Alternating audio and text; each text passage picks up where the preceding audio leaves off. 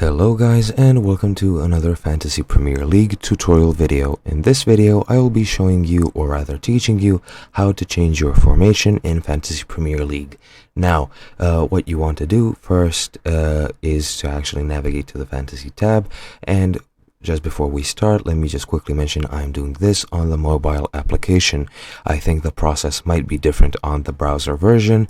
It doesn't matter which one you use, either on the PC, desktop, or laptop, or phone or tablet. It doesn't matter.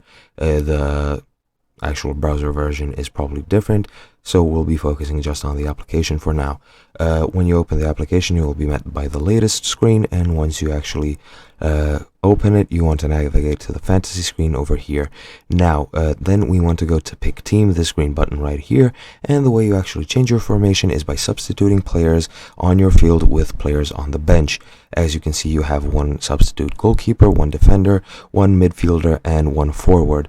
And what you want to do to actually substitute is click on a player you want to substitute. Let's say I want to substitute my goalkeeper. Click on him, and this screen will pop up. This is all the data you have. You can either make a captain or a vice captain. However, what we want to do is click on the substitute button, and he will be highlighted.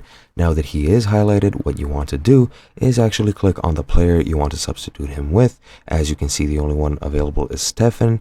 You click on him, and now you have officially changed your formation, and Stefan will be in the opening squad, and he will be playing from the beginning. If a player is not playing in a game, he, I think, will be automatically substituted for one of your substitutes in the bottom.